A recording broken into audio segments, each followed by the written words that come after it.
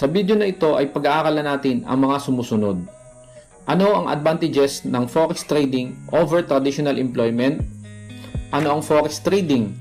Ano-ano ang mga importanteng terminologies na dapat ay alam mo? Paano kumita dito sa forex trading? At paano makakaiwas sa pagsunog ng pera dito sa forex trading? Paano ka makapag-trade ng mas malaking halaga ng kapital gamit ang pera ng ibang tao through prop trading? At paano ka makakagawa ng trial account para makita mo ang actual na pagtitrade at para makapag-practice ka ng simple strategy na ituturo ko sa iyo at ma-evaluate mo sa iyong sarili kung kaya mo ba itong gawin o hindi. Now, simulan na po natin sa tanong na ano nga ba ang advantages ng forex trading over traditional employment? Yan ay para malaman mo kung dapat ka bang mag-aksaya ng panahon sa panonood ng video na ito. Number 1 po para sa akin ay ang pagkakaroon ng flexible schedule. Dito, pwede kang kumita at mag-trade anytime of the day from Monday to Friday sa umaga o sa gabi. Number 2, location independence. Dito, pwede kang kumita sa kahit saang lugar ka man nandoon. Basta meron kang laptop or desktop and internet. Number 3, ito ay ang limited income potential na ibinibigay ng business na ito. Dito, walang salary cap. At dito, unlimited ang pwede mong kitain habang ginagawa mo ang current na trabaho mo. At maaari mo din itong gawing pamalit sa current job mo kapag kumikita ka na ng doble dito compare sa sweldo mo sa current na job mo. Dahil dito, pwede kang kumita ng 100k or more sa loob lamang ng isang araw. Actually, sa history ng forex trading ay mayroon na nakagawa na kumita ng 1 billion USD sa loob lang ng isang araw. Yan ay si George Soros. He is the man who broke the Bank of England. Number 4 ay related din sa number 3. Dahil dito sa forex trading, kapag natutunan mo na itong gawin, ay maaari din itong magbigay sa iyo ng multiple income stream. Dahil maaari ka na din kumita dito sa iba pang financial instruments tulad ng commodities, stocks, and cryptocurrencies. Number 5 ay ang income security na pwedeng ibigay nito sa iyo. Dito, anuman ang estado ng ekonomiya ng isang bansa, hindi ka maapektuhan. Hindi ka matatakot dito na baka biglang magsara ang company ng pinagtatrabuhan mo dahil sa economic condition ng bansa or baka magkaroon ng pandemic katulad na nangyari noong 2019. Dito, pwede kang kumita as long as meron kang internet at computer na magagamit. Number 6, ito ang negosyo na maaaring mabigay sa iyo ng time freedom. Dahil habang natututo ka at kumikita ka dito, ay lumiliit naman ang time requirements nito sa iyo. Kapag malaki na ang funds mo, dito ay maaari ka na mag-trade kahit isang beses na lang sa isang linggo. Number 7. Ito ang pinakamagandang ipamana sa iyong mga anak dahil maaari itong magtuloy-tuloy hanggang sa iyong kaapu-apuhan. Now, ano ba ang forex trading at paano kumita dito? Ang forex trading ay tinatawag din na FX trading. Ito ay ang pagpapalitan ng pananalapi o ang pagbabuy and sell ng currency. Dito ay sabay na ibinebenta at binibili ang dalawang magkaibang currencies na tinatawag na currency pairs. Halimbawa ay Euro-USD. Dito habang binibili or buy ang Euro ay binebenta naman or sell ang USD. At ganoon din naman kapag binebenta ang Euro ay binibili mo naman ang USD. Ang bawat currency pairs ay nakagroup into major, minor, and exotic pairs. Major currency pairs ang isang pairs kung ito ay may USD. Halimbawa ay ang mga sumusunod: Euro-USD, GBP-USD, USD-JPY, USD CAD, NCD-USD, USD-CHF, and AUD-USD. Minor naman kung ito ay major currencies from different economies like Euro, British Pound, and Japanese Yen pero walang USD. Halimbawa nito ay mga sumusunod: Euro-GBP, AUD-NCD, and CAD-JPY. Exotic pairs naman kung ito ay kabilang sa mga less traded currency pairs. Ito ang pinakakilalang exotic pairs: USD-MXN, USD-THB, USD-ZAR, GBP-ZAR, GBP-SGD, Euro-TRY, Euro-ZAR, JPY-NOK, AUD-MXN, and CHF-SGD. Dito sa Forex, kikita ka kung tama ang pagbasa mo ng paggalaw ng presyo ng isang currency pairs. Katulad din ito ng ibang produkto na binabuy and sell kung saan kumikita tayo kapag ang isang item ay nabili natin ng mura at naibenta natin ng mahal. Halimbawa, nakabili ka ng isang sapatos na ang halaga ay 3,000 pesos. Tapos, nabenta mo ito ng 4,000 pesos. Then, meron kang kita na 1,000 pesos. Ang pagkakaiba lamang nito sa forex trading is that sa forex trading, currency ng ibang bansa ang binabay and sell mo. Walang physical goods, kaya walang inventory na kailangang i-manage. And again, dito, sabay na binabay and sell ang dalawang currencies na nasa isang forex pairs. Ang maganda sa forex trading, dahil naka-pair ang pagbili at pagbenta nito, maaari kang kumita anuman ang direksyon ng presyo ng currency ng isang bansa, pababa man ito o pataas. Halimbawa, sa Euro-USD na pairs, nakita mo na babagsak ang value ng Euro. Ibig sabihin, kailangan mo itong ibenta. At dahil naka-pair ito sa USD, ibig sabihin, tataas naman ang value ng USD, kasabay ng pagbaba ng Euro. Kaya pag binenta mo ang Euro, ay kasabay naman ito ang pagbili mo sa USD. Ibig sabihin, kapag bumagsak nga ang halaga ng Euro at tumaas nga ang halaga ng USD, after mo itong mabili, then kikita ka sa pagbili mo ng USD. At dahil ang forex market ang pinakamalaking financial market ngayon, kung saan ay meron na itong over 6 trillion USD na volume araw-araw, masasabi natin na ito na ang pinaka-stable na business na pwede kang magkameron. Kaya hanggat nakakabasa ka pa ng chart, nakakapindot ka pa sa mouse ng laptop mo or PC mo, siguradong may trabaho ka at posible kang kumita dito sa forex trading. Tulad ng ibang hanap buhay, dito sa forex trading, kailangan mo ding matutunan ang ilang mga terminologies na dapat ay alam na alam mo. Ang maganda dito, hindi mo kailangan pumasok ng 5 taon para ma-master mo ito. Hindi mo kailangan gumastos ng kung ano-ano para magawa mo ito. Hindi kailangan ng araw-araw ng pamasahe, projects at baon. Madali lang itong pag-aralan. Kahit nasa bahay ka lang o kahit saang lugar ka, basta may PC or laptop at maayos na internet, siguradong matututunan mo ito. Madali din lang magsimula sa business na ito. Walang interview na kailangan, walang requirements na kailangang ipasa. In fact, today, after ng training nito, ay maaari mo na agad itong simulan. Ano-ano nga ba ang mga terminologies na kailangan mong matutunan? Una, kailangan natandaan mo na dito sa forex trading, tulad ng ibang mga produkto ay meron ding market or lugar kung saan ito ay binibenta at binibili. Halimbawa, kapag bibili ka ng anumang produkto sa bahay mo, halimbawa isda, karne o gamit sa bahay, ito ay maaari mong bilhin sa palengke or market. Sa forex trading, ito ay tinatawag na forex market. At tulad sa ibang produkto na mabibili mo sa market, mayroon ka ding pagbibilhan na tindahan o bagsakan ng mga produkto. Dahil hindi naman tayo sa paggawa ng mga produkto bumibili ng mga produkto na binibili natin. Sa forex trading, bumibili tayo sa forex market through forex broker.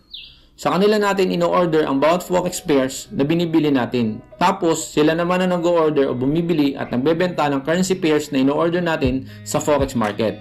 Ito ay dahil napakalaki ng requirements or volume na kailangang bilhin bago tayo makabili ng direkta sa forex market. Dito kabilang ang mga bangko sentral ng bawat bansa at ilang sobrang malalaking kumpanya sa buong mundo. At tayo naman ay kabilang sa tinatawag na retail trader. Katulad din sa ibang mga produkto, sa forex trading ay meron ding unit of measurement sa pagbili nito. Halimbawa, sa pagbili ng bigas, ang unit of measurement ay kilo. Ibig sabihin, kung magbabuy and sell ka ng bigas, sa per kilo ang bilangan ng kita mo. Sa forex trading naman ay pip ang ginagamit na unit of measurement. Ibig sabihin, ang kita mo ay nakadepende sa value per pip ng bawat pairs na bibilin mo. At tulad din sa bigas, depende sa klase ng bigas ang presyo per kilo. Sa forex trading, iba din ang value ng Euro-USD sa USD-JPY per pip. Tulad din sa bigas, ang value per pip ng pairs ay nagbabago-bago depende sa volume or dami ng bibili natin.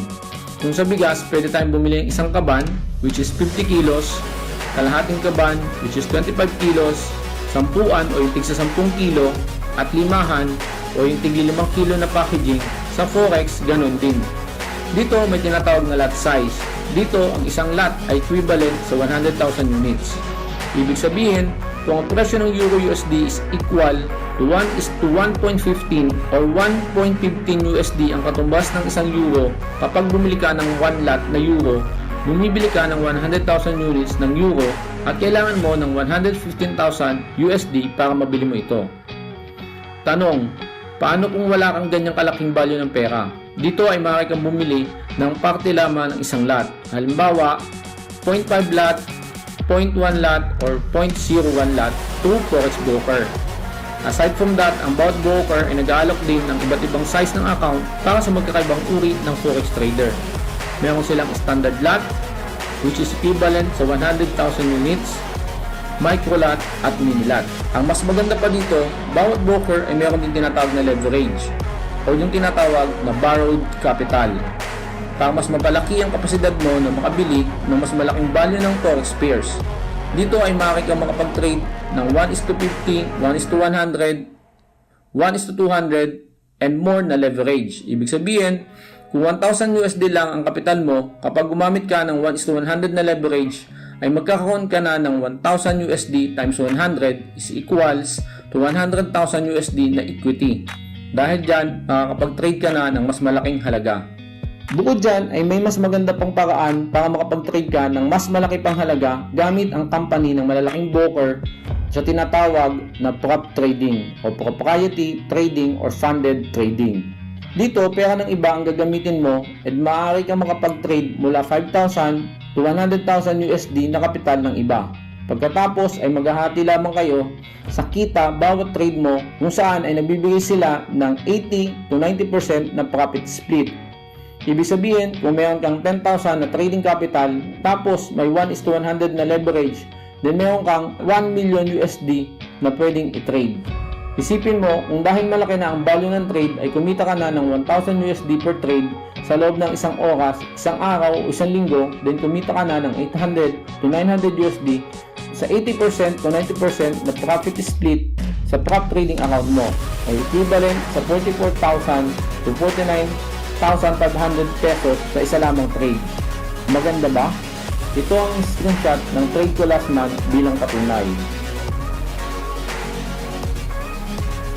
Now, kung gusto mo rin magawa ito ay tapusin mo ang video na ito dahil ituturo din sa iyo kung paano ka makakagawa ng account sa trading business mo at kung paano ka magkakaroon ng prop trading account sa broker kung saan ka nagtitrade. For now, tuloy muna po tayo sa mga terminologies na dapat ay alam na alam mo. Tulad sa ibang produkto ay may tinatawag din na current price ang bawat forex pairs na pinagbabasihan ng pagbili mo. Ito ang tinatawag na ask price at bid price. Ang ask price is kung magkano ang current na bentahan at ang bid price naman is kung magkano ang current na presyo ng bilihan. Makikita mo yan sa mga bangko, money changer o pwede mo din i-search sa Google. Tanong, paano ba makapag-trade? Dito dapat ay meron ka ng broker. Pangalawa ay ang tinatawag na trading platform. Ito ay yung software kung saan ka mag-a-analyze at maglalagay o mag-o-order ng trade mo. Ang pinaka-popular dito ay tinatawag ng MetaTrader na mayroong dalawang versions. Ito ay ang MetaTrader 4 at MetaTrader 5. Sumusunod na popular dito ay ang tinatawag na TradingView. Mayroon din namang mga broker na may sariling platform. Kung paano ito gamitin, paano mag-analyze ng chart at iba pa ay tuturo ko yan lahat sa iyo kung pipiliin mo na magpatuloy sa pagtitrade sa Forex after ng training na ito. Sa ngayon, sa dulo ng video na ito ay dedemo ko lang muna ito sa iyo para at least ay makita mo kung ito ba ay kaya mong gawin o hindi. Pero bago yan ay tuloy muna po tayo sa mga terminologies na dapat mong matutunan. Dahil kumikita tayo sa pag-trade kapag tama ang anticipation natin sa pagtaas at pagbaba ng presyo ng isang currency, dapat alam natin kung kailan ito tataas at kailan ito bababa at ano ang mga pwedeng makaapekto sa presyo ng isang currency. Dito ay gumagamit tayo ng fundamental analysis, technical analysis at sentiment analysis. Fundamental analysis ay ang tungkol sa mga factors na makaapekto sa presyo ng isang currency. Dito ay sinisilip ko ang mga economic indicators tulad ng GDP growth, inflation rates, and employment data. At the same way ay kinukonsider din natin ang mga news na may kinalaman sa mga central bank policies dahil malaki ang epekto ng decisions ng mga central banks regarding sa interest rates and other monetary policies sa paggalaw ng presyo ng isang currency. Halimbawa, kapag itinaas ang interest rate sa US, tataas ang value ng USD dahil dadami ang mga foreign investors sa US. Kapag dumami ang investments, lalaki naman ang demand sa USD kaya tataas ang value ng USD. Madali lang yan dahil may mga websites na pwede mong silipin para makita ang mga ito tulad ng DailyFX, Forex Factory at marami pang iba. Ituturo din yan sa iyo step by step kapag magtutuloy ka sa business na ito. Sunod dito ay tinatawag na technical analysis. Dito ay gagamit naman tayo ng trading platform para ma-analyze ang previous or history na paggalaw ng presyo ng isang currency pairs para ma-predict natin ang susunod na paggalaw ng currency pairs na ito. Dito ay kailangan mong matutunan ang pagbasa ng tinatawag na candlestick patterns, chart patterns, and technical indicators. Huwag kang mag-alala dahil sobrang dali lang yan compare sa pag-aaral na ginawa natin sa kolehiyo o even sa high school para lang kumita ng kakampot bilang empleyado. Halimbawa, sa candlestick, meron lamang dalawang uri ng candlestick. Ito ang bullish candlestick at ang bearish candlestick. Bullish, kapag pataas ang presyo at kapag ang kulay nito ay green or white, and bearish, ipababa ang presyo o kapag ang kulay ay red or black, tulad dito. Ang isang candlestick ay may dalawang bahagi, ang body at ang wicks. Ang body ay ang malaking bahagi ng candlestick na may color red or green. Ito ay nagre-represent ng presyo ng isang currency pairs sa loob ng isang certain period of time. Halimbawa, 1 minute, 5 minutes, 15 minutes, 30 minutes, 1 hour, 4 hours, 1 day, 1 week, or 1 month. Ibig sabihin, kung isang candlestick ay nakaset ng 1 hour, then kung ano ang naging presyo ng isang pairs sa loob ng isang oras mula sa initial price hanggang sa matapos ang isang oras, ay yun ang mabubuo na body ng candlestick. Ang wicks naman ay nagre-represent ng pinakamataas at pinakamababang presyo ng isang currency pairs, tulad nito. Sa candlestick patterns naman ay may ilan lamang na dapat mong maunawaan. Halimbawa, kapag malaki ang body ng isang bullish candlestick, ibig sabihin madami ang nagtitrade na nasa buying position. At kapag malaki naman ang body ng isang bearish candlestick, ay madami naman ang nasa selling position. Now, kapag ang series ng mga green candlestick ay paliit ng paliit, ibig sabihin pakunti ng pakunti ang interested na bumili ng currency pairs na ito. At tulad sa ibang produkto, kapag wala nang bumibili ng isang produkto, ay bumababa na ang presyo nito. Dahil doon ay nagsisimula namang dumami ang nagbebenta nito, kaya makikita mo na nagkakaroon naman ng mga red candlesticks or bearish candlestick. At dahil ulit-ulit na nangyayari ang mga ito, ay nakakabuo naman ng iba't ibang chart patterns na nagbibigay ng idea or signal sa bawat traders sa kung ano ang mga susunod na paggalaw ng presyo ng isang currency pairs. At yan ang tinatawag na technical analysis. At dahil sa dalawang ito, fundamental analysis at technical analysis, nakabase ang karamihan sa mga desisyon ng mga traders, malaki ang porsyento na nagkakapare-pareho ang trade ng bawat isa o paningin ng bawat isa sa kung ano ang magiging paggalaw ng presyo ng isang currency pairs, at ito ay makikita naman sa tinatawag na sentiment analysis. Gaano kadami ang nakapanig sa buy at gaano naman kadami ang nakapanig sa sell. At iyan ang dahilan kung bakit dapat mo matutunan at i-consider ang tatlong ito sa bawat trades mo: fundamental analysis, technical analysis, at sentiment analysis, upang hindi ka makabilang sa mga nagsusugal sa forex market. Tanong, madali lang ba ang mag-trade o ang negosyong ito? Opo, madali lang po siya gawin at matutunan. Simple lang din po ang pag-trade ng forex basta't may tamang edukasyon. Ang challenging lang po dito ay yung pag-control ng emotions. Paano ko kontrolin ang takot at ang greediness para ma-execute ng maayos at consistently ang isang trading plan. Dito, kailangan ng isang quality education. Kailan ka bibili? Kailan ka magsisell? Kailan ka hindi magti-trade? Magkano ang kailangan mong i-trade? At kailan mo kailangan mag-exit sa isang trade? Yan lang po ang kailangan nating malaman. Ang tanong na lang po is kung saan po tayo mag-aaral o makakakuha ng tama at kumpletong information tungkol sa forex trading. Sapat ba ang napapanood natin sa YouTube? Tingin ko pwede naman, dahil ako man po ay madami din po akong natutunan mula sa YouTube. Ang mahirap lang po dito is yung hindi mo alam kung ano ang need mong i-search and ano ang need mo agad matutunan. And alin ba ang tama sa iba't ibang strategies na makukuha mo mula sa YouTube. Aside from that is if mayroon kang hindi maintindihan sa video na pinanood mo, kanino ka magtatanong? Tayo po ay mayroon ding YouTube channel, ang Get to Trade, kung saan ay nag-upload din po ako ng ilang mga videos para sa mga gustong matuto ng forex trading. Another option po natin ay yung mga online courses na nakikita natin na naka-advertise sa mga social media platform na kinakandak ng mga sikat na forex school and known influencer na related sa forex at cryptocurrency. Ang tanong na lang po is if meron po tayong available na funds para sa expensive training course, master classes, and one-on-one sessions na ino-offer nila. Another thing din po is how we can identify yung mga bogus na forex training school and gurus na after lang sa ibabayad mo sa mga courses nila. Importante din po na ma-identify nyo ito dahil marami pong nasunugan ng pera dito. Kasi sa halip na matuto ang ibang trader ay lalo lang silang naguguluhan dahil sa kung ano-anong itinuturo ng ilang mga forex guru upang mapagkakitaan pa ang kanilang mga estudyante. Halimbawa, marami sa ngayon ang nag-aalok ng free forex education na ang content ay puro hype lang para maingganyo ang mga tao na mag-forex. Tapos ay operan ka nila ng kung ano-anong services like forex courses na napakamahal, master classes, one-on-one session, premium membership, AI, and marami pa pong iba. Dahil dito, nagiging mahirap at magastos ang learning curve ng bawat baguhang trader at mas nagugulan pa kaya hindi kumikita. Para matulungan kita na makaiwas sa mga bogus na guru at schools, ay tandaan mo ang mga katotohanan ito na dapat alam mo bago ka mag-forex trading. Una, hindi totoong kapag nag-forex ka ay yayaman ka na kaagad. Dahil sa forex trading, kailangan mo talagang matuto bago ka kumita. And sometimes, it takes 1 year bago matutunan at maging profitable dito sa forex trading. Number 2, hindi totoo na kailangan mo ng sobrang laking puhunan para kumita ng malaki dito. Dahil ang kailangan mo lang dito ay tamang edukasyon para magkaroon ka ng tamang strategy at trading plan. Disiplina at puhunan para makapag-trade ng live sa sarili mong pera para ma-master mo ang pagkontrol ng iyong emotions at puhunan para makapag-apply ka sa mga trusted na prop trading program para makapag-trade ka ng malaking account na pera ng ibang tao ang gamit mo. Number 3, hindi totoo na kailangan mo ng sobrang laking pera para lang mo maging funded trader. Ang kailangan mo ay experience na mag-trade ng live money mo para mapraktis ang disiplina sa pag-execute ng trading plan mo. Dati po ay sobrang talagang mahal ng mga prop trading program. Pero ngayon po ay meron na pong prop trading program na as low as $25 or $40 lang, pwede ka na magkaroon ng 5,000 USD na prop account. Yan po ang isa sa ituturo ko po sa inyo sa dulo ng video na ito.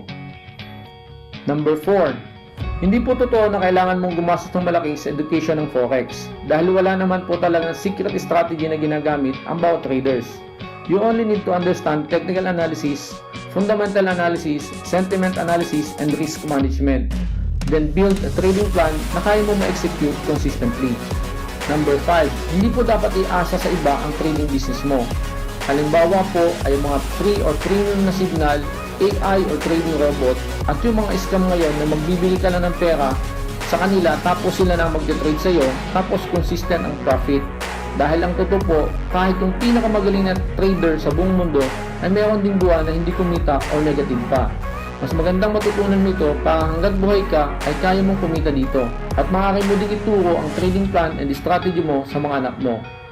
Number 6, huwag po kayong magpapadala sa mga marketing strategy na papakitaan kayo ng magagandang sasakyan, malalaking bahay, marangyang buhay para mag-start sa forex trading business mo. Dahil bagaman kaya mo talagang kumita ng malaking halaga dito sa forex, hindi po magandang ito ang maging motivation mo dahil baka mag-pressure ka at magmadali ka na delikado sa business mo. Number 7, dito po sa forex trading, kailangan mong evaluate ng mabuti ang sarili mo. If you can do it or not.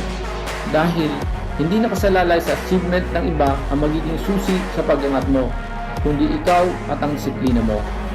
Lastly, dito sa forex, hindi mo kailangan mag-resign ka sa work mo. Dahil una, kayang-kaya mo itong gawin habang nasa work ka tuwing break time or after mo umuwi sa bahay. Gagawin mo lang na mag-resign kapag doble na ang kinikita mo dito sa forex compare sa current salary mo. Now, ito naman ang exact na strategy na ginagamit ko sa aking pag-trade. Ito po ay para ma-evaluate ninyo ang inyong sarili kung gusto at kaya mo itong gawin.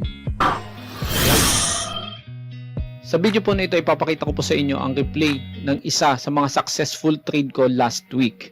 Ito po ay para makita nyo kung paano ko po ini-execute ang aking trade step by step. So sana po ay magustuhan ninyo and panoodin nyo po hanggang dulo.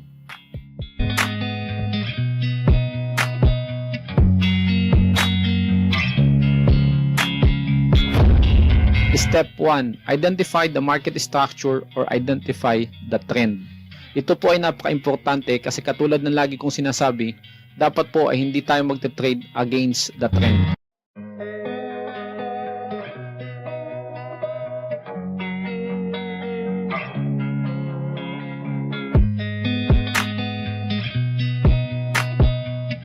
Step 2. Identify our supply or demand zone or our OB. For this trade, dahil ang trend po natin ay bullish, then ang kailangan po nating ma-identify ay isang bullish OB.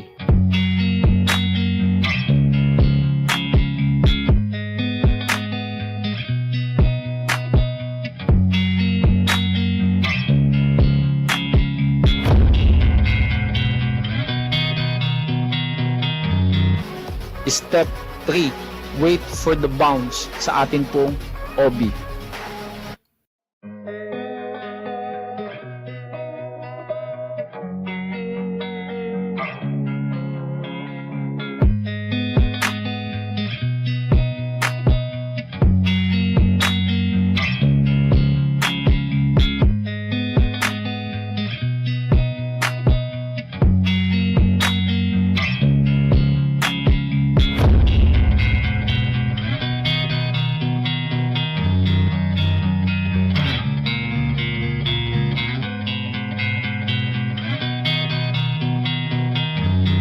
Step 4 is to identify our sniper in 3.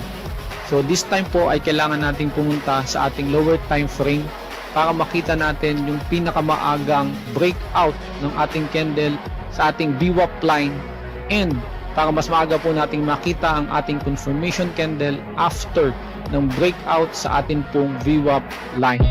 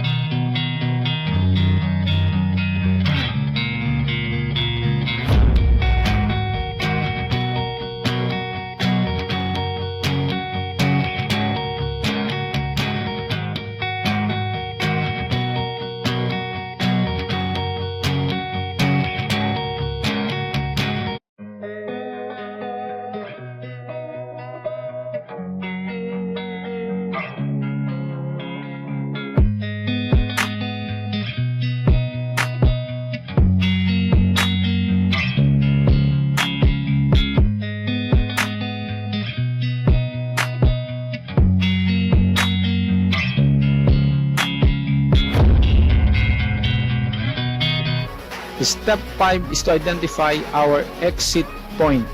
So dito po mahalaga na tandaan natin na dapat ang ating stop loss ay nasa ibaba po ng ating OB, at ang atin naman pong take profit must have at least 1:2 risk reward ratio. And dapat ang atin pong take profit ay wala pong babanggaan na major areas or key levels or major resistance or major supply and demand zone.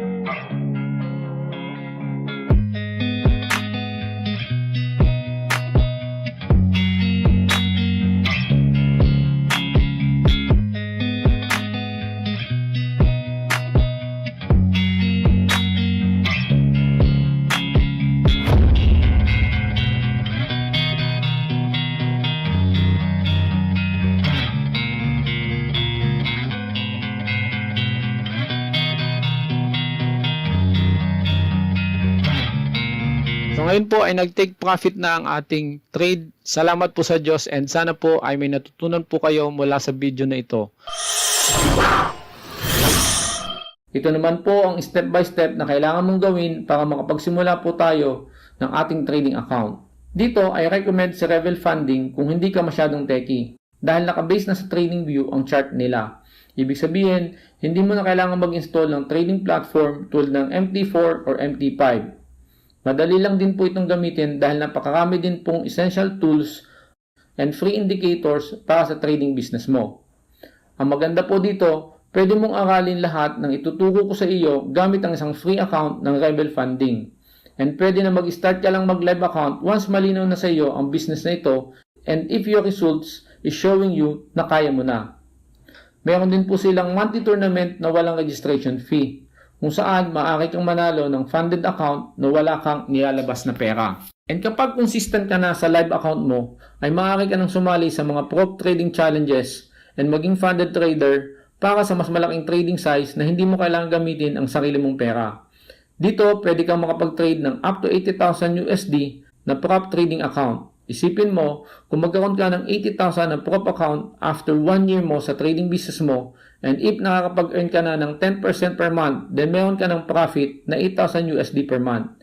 If 80,000 ang profit share na nakuha mo, then meron kang 6,400 USD in a month. And if 90% profit share naman ay 7,200 USD. What if kaya mong kunin sa 1 to 3 trades lang ang target mo? Tingin mo ba makakatulong ba ito sa'yo? Maganda ba siyang negosyo?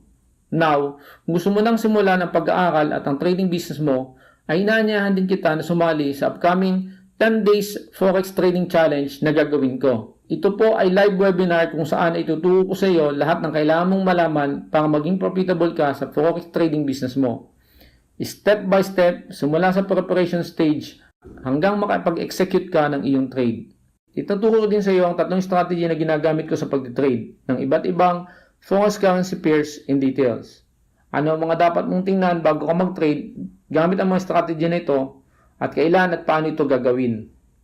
Ang maganda pa dyan, sa 10 days challenge na ito ay tuturo ko din sa iyo kung ano-ano mga prop trading challenges ang pwede mong salihan moving forward para makapag-trade ka ng mas malaking account gamit ang pera ng ibang tao at hindi ang pera na naipon mo. At dahil ito po ang first challenge na gagawin ko, bilang pasalamat ko sa pagtitiwala mo at sa pagsama mo sa akin, sa aking adhikain ng makatulong sa mga Pilipino para kumita dito sa forex trading ay makukuha mo lahat ng iyan sa napaka-affordable and reasonable na presyo. Dito hindi ka gagastos ng over 100,000 pesos tulad ng binayaran ko sa isang sikat na trading school dito sa Pilipinas. Hindi ka din gagastos not even 10,000 tulad ng mga courses ng ilang kilala at popular na forex personalities dito sa Pilipinas na maaaring nakita mo na sa mga social media advertisement. Dito, matutunan mo lahat ng natutunan ko sa kanila plus ang mga tutunan ko pa sa loob ng mahigit 5 taon kong pagtitrade sa halagang 1,499 pesos only. Kasama na po diyan ang 1-year access ninyo sa ating learning system para makapag-aral kayo at your own pace. Dagdag pa riyan ang unlimited na tanong na pwede ninyong itanong sa akin during and after our 10 days training. Kumpara po sa ating ginastos sa kolehiyo, ito po ay napakababa na. At sa napakaiksing panahon lamang po ay maaari nang mabuksan ang napakalaking opportunity na ito na maaari magbago ng buhay mo. At kumpara naman po sa ibang forex trading course ay napakababa din po nito dahil ito po ay complete course na from beginners to professional tradings. Now, dahil gusto kong maging successful ka sa trading business mo after ng challenge na ito, ay bibigyan din kita ng libreng trading journal na magagamit mo sa bawat trade mo para ma-record mo ang bawat trade mo at mas lalo pang matuto sa business na ito. Bibigyan din kita ng checklist para hindi mo makalimutan ang step by step na gagawin mo bago ka makapag-execute ng trade. At bibigyan din kita ng kodigo ng mga candlestick and chart patterns na maaari mong i-print at idikit malapit sa trading station mo para madali mong makita at maalala ang mga ito kapag nagtitrade ka na. Lastly, sa prop trading company kung saan ako nagtitrade ay may current offer sila kung saan na ibabalik nila sa iyo ng doble ang initial funds mo na $25 kapag naipasa mo ang evaluation period nila, plus ang 5,000 USD to 80,000 USD na prop trading account mo. Muli, ang lahat po ng iyan ay 1,499 pesos only. At para hindi ka na mag-alinlangan pa, ay bibigyan kita ng 100% money back guarantee.